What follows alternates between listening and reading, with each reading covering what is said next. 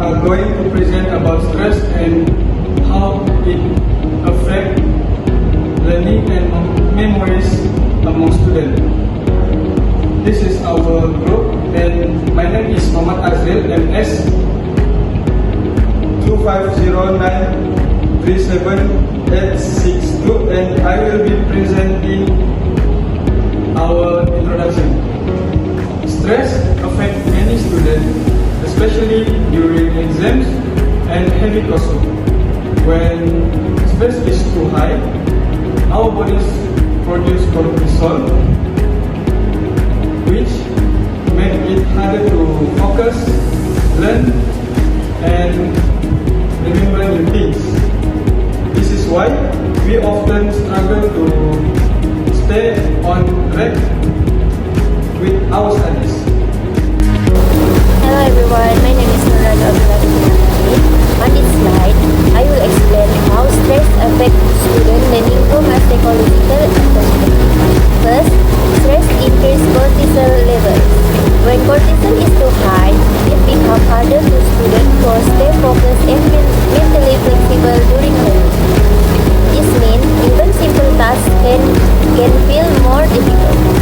Second, high stress weakens working memory. Working memory is the system that helps us hold and process information in the moment. When stress is too high, student will be struggle to organize, understand, and retain information, especially during complex tasks. Lastly, stress interferes with the hippocampal function. The hippocampus is responsible for forming new long-term memories. So, when stress disrupts it, students find it harder to learn new information and recall what they previously studied. Overall, these three factors show how stress can strongly affect student learning performance and memory. That's all for me. Thank you. Hello, my name is Diana Arya and my magic number is MS250937160. Now, let's look at how stress affects learning and memory. For learning, stress makes it difficult for students to study. They understand lessons more slowly and may feel less motivated to study. For memory, stress causes students to forget easily and struggle to recall information during exam. This is where the mind can effect happens. There are two psychological concepts that also explain this, which is the first one is the cognitive load theory, which is stress overloads the brain. The second psychological concept is Hughes-Langsam law, which is too much stress leads to poor performance. So overall, stress has a strong negative impact on both learning and memory. My name is Ubi Oliviani and my matrix number is MS250937083. I'm going to talk about practical recommendation, and the first point is about creating a classroom that is safe and supportive. As we know, stress is a part of the student's daily life today because many of the students struggle to manage their lifetime, their studies, and expectations from their teachers and also from their parents. So, it is important for teachers and school to help the students to manage their stress. If the students' stress is too high, it can affect their memories and they cannot even remember what they already learned. So, how can teachers help students? Teachers can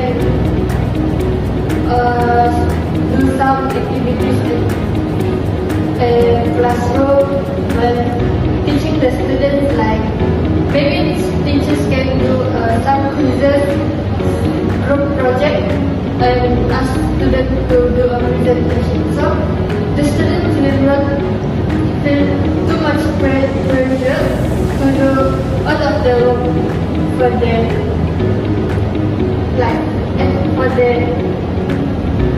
If the teachers give students some activities for them to do in the classroom, the students can enjoy with their friends while listening to what the teachers teach them. This can help the students to reduce their stress because they not thinking too much about the assignment for their own self.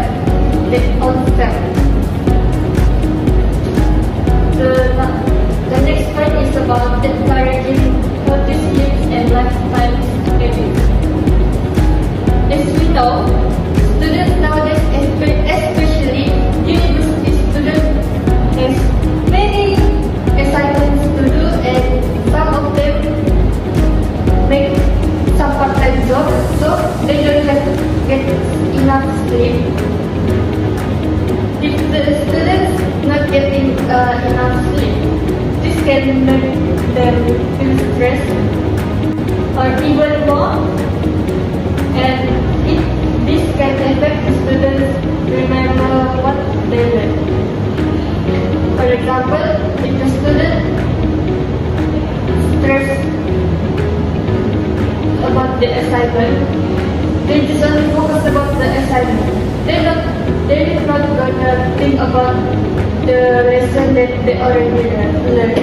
So they might not remember what the teacher teach them in their classroom. So the teachers must help the students to keep motivated and confident, so they can manage their time properly. The last point is use balanced and flexible assessment. When students are overwhelmed by stress, their minds are struggle to focus on the lesson.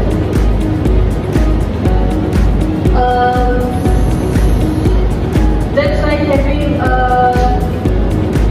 fair and balanced flexible assessment can help students to stay motivated and remember what they learned. So teachers can help the students reduce the stress by giving some project.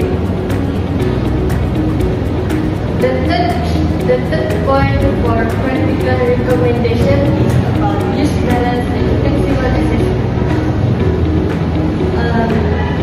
When a student is overwhelmed by stress, their minds are struggle to focus and remember what they already learned in the classroom.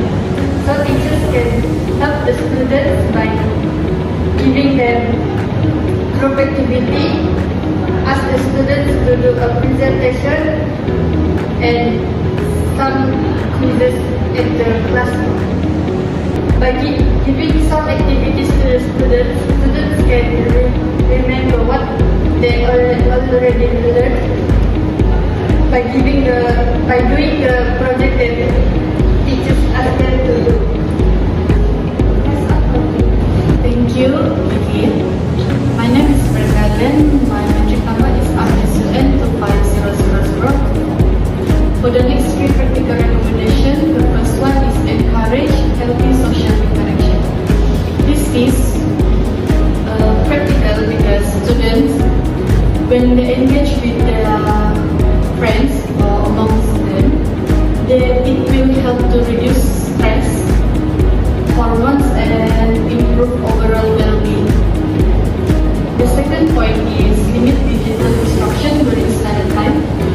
This meaning is avoid using any phone or social media during study time, especially when they are at tuition or school, because students nowadays is tend to bring phone to school. So as a teacher, we must strictly forbidden them or do routine checkup with the best to avoid this happening. And the last point for practical recommendation is teach them time management skills. Students, when doing assignments or group project, they will tend to do their work last minute. As a teacher, we should proceed an event where we can invite outsiders